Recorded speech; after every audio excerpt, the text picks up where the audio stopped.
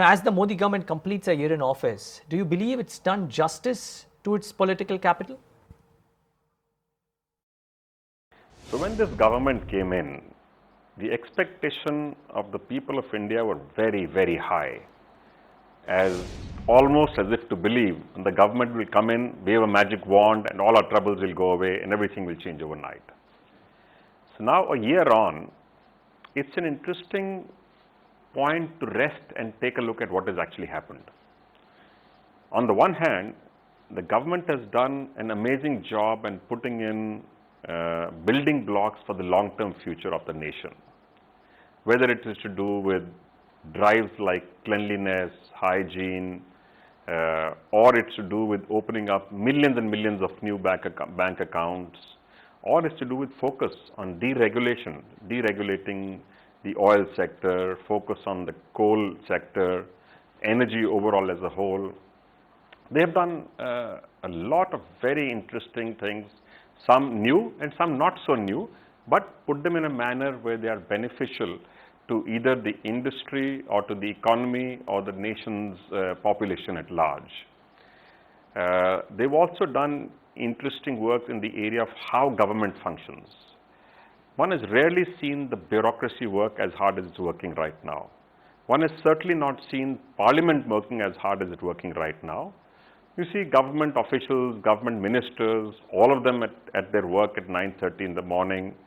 All of them, or certainly most of them, working way late into the night right now. And that's ongoing literally in the last 1 year. The other side on which this government has done something quite impressive is India's global profile. The Prime Minister himself has become India's ambassador. Mr. Munjal, though the headline growth rate puts India ahead of many countries, but still there are worries about corporate earnings remaining weak. We chat with market experts on a daily basis, and clearly earnings is the key concern. India Inc. is still not investing in big projects. What's gone wrong according to you? You're absolutely right. I don't think anything has gone wrong. I think we are coming out of slow period, both global and in India, and the recovery has taken longer than was expected. The rest of the world is still in reasonably deep trouble, barring a few big economies like the US. In India, our expectation was that 3 to 6 months back, the consumption-led recovery would have taken place. That has not happened. So what some of us have been recommending to the government is, since that has got delayed, there is time for us to focus on an investment-led recovery, especially investment coming on large infrastructure projects out of the government's own budget, as also large spends by public sector enterprises who are sitting on large cash reserves on their balance sheets. The corporates themselves, the early signs are there now. It looks like some sectors and some parts of India have started to show a recovery. Very early days, but you can see some sign. I think corporates too would quickly start investing as soon as they see some of the facilitating infrastructure falling into place.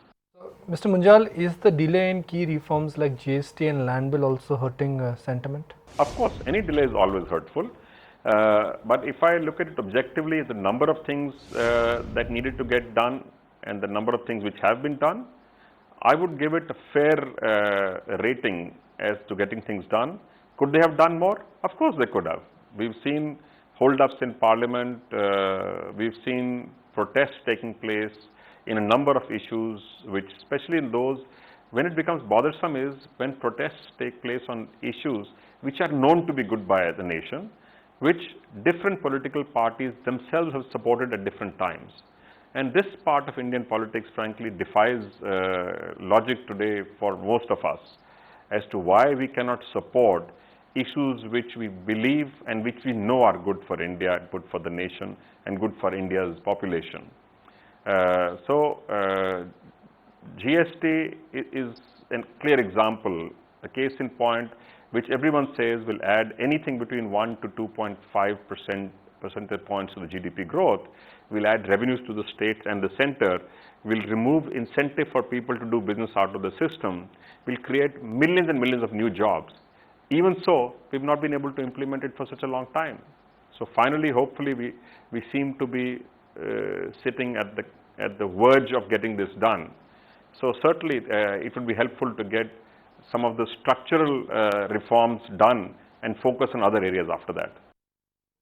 The weak rupee helps in attracting foreign investment, but at the same time it fuels inflation, lower chances of a rate cut as well. And now the talk of a rate cut is getting big.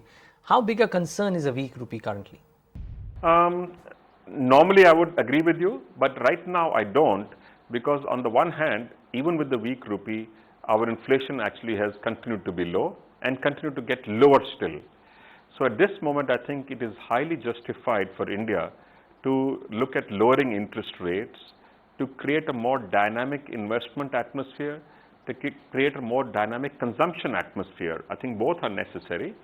And if we do that, you're at one hand helping the exports with a weaker rupee, and at the same time, you're creating an environment where additional investment will come into the market and create a virtuous cycle of growth that we're looking for. Mr. Munjal, are you disappointed that despite having decisively won the war against inflation, we haven't seen interest rates drop significantly?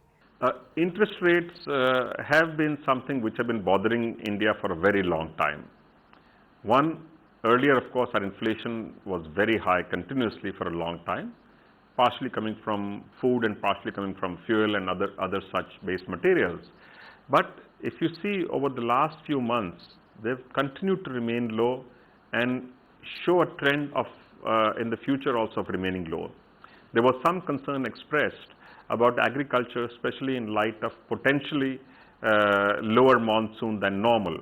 But the number that's being put out by the Met Department of 3 to 5% lower than normal is something that our agriculture has easily absorbed even in earlier years.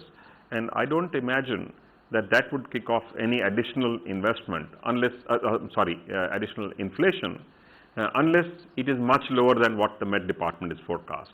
In this case, I think it is justified for us to start to lower interest rates further.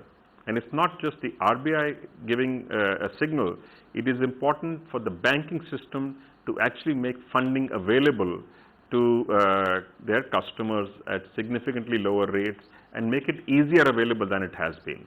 We have another issue to resolve with the large number of non-performing loans which are sitting on the books of some of the banks.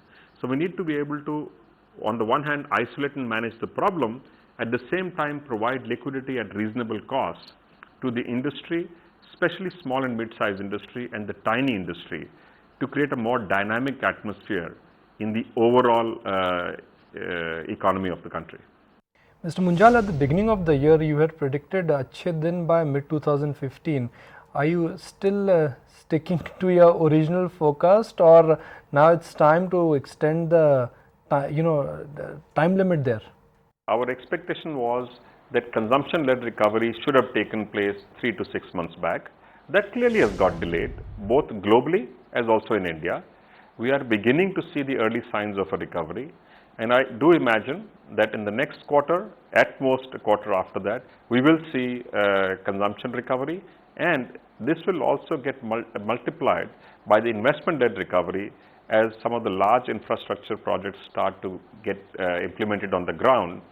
So I think both of them combined, and the continuous inflow of both FDI and FII which are coming into India, I think will create a more dynamic atmosphere both for good consumption, good production, good growth prospects, additional job creation.